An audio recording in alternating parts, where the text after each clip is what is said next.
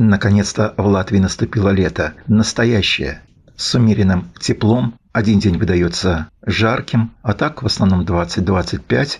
Периодически идут дожди, поливая парки и леса. Оазис счастья и благополучия на современной мировой карте. Почему так? Об этом отдельное видео, которое скоро выйдет на Эхо Риги. А сейчас о другом. В рубрике «Прогулки по Риге» будем говорить о том, где и как отдыхают рижане. Если говорить о Латвии, существует даже не шутка. Поговорка: на каждого жителя страны имеется своя речка или озеро.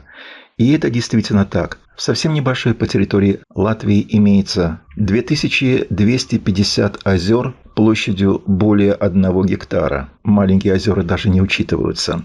12,5 тысяч рек, причем 777 рек, цифра-то какая, протяженностью более 10 километров, которые питаются из чистейшей родниковой воды. А море, спросите вы, но море, конечно, 498 километров песчаных пляжей. А если нет времени или желания выбираться куда-либо, сегодня мы заглянем на Рижский городской пляж, который находится прямо напротив древнего города.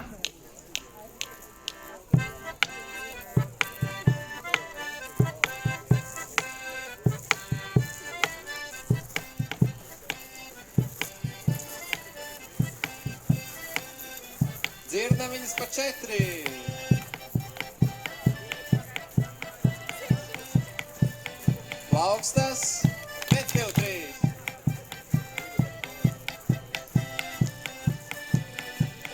Plaukstas, 1, 2, 3. Un polciņa pa laukumu.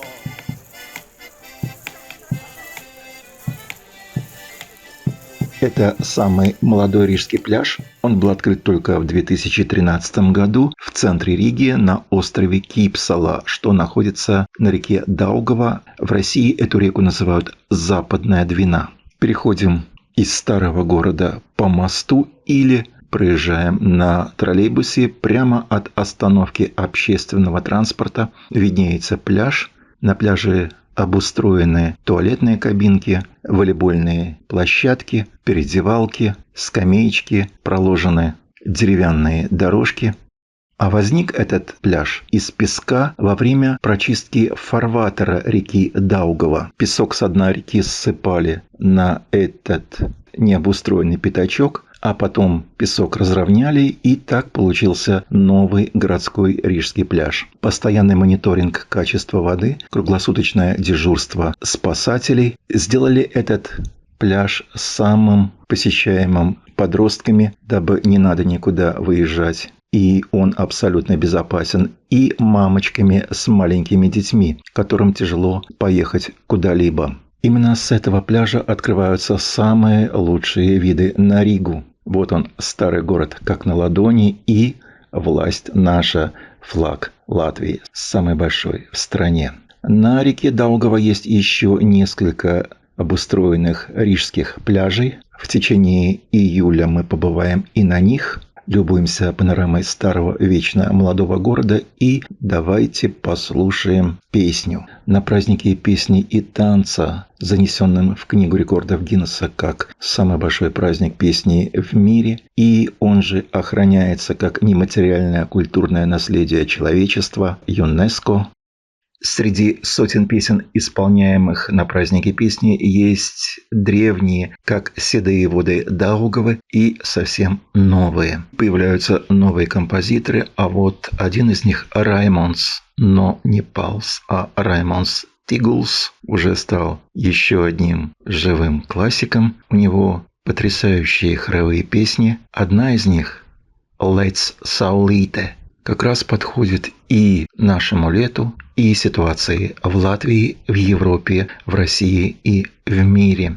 Не будьте равнодушными, не будьте биороботами. Думайте, анализируйте, наблюдайте и действуйте. Я – лона земли, ты – мое солнце, само предначертание грома, река судьбы. Научи меня ясному уму, научи меня силе земли, как повелела сама богиня судьбы Лайма, чтобы сплести настоящий клубок жизни. Прыгай, солнышко, сияй ярко, укрась пшеничное поле, укрась дома, укрась саму жизнь.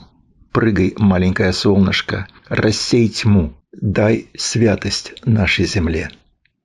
Оставайтесь с «Эхо Риги», в июле у нас будет о чем поговорить. Побываем в гостях в доме у Лаймы Вайкуле, рижские знаменитые и не очень пляжи. Узнаем, где обитают нет, не твари, а рижские девственницы. Побываем на презентации новой книги историка моды знаменитого Александра Васильева. «Эхо Риги», Александр Остапчин. Слушаем песню «Прыгай, солнышко».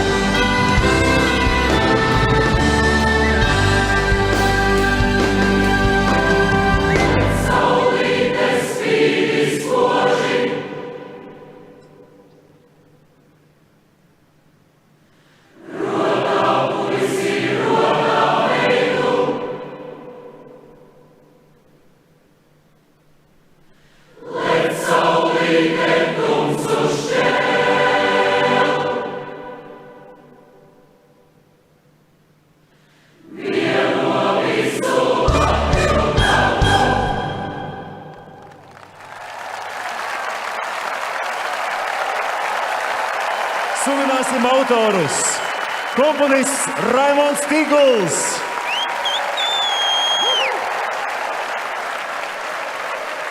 teksta autore Rasa Bugavičute Pēce,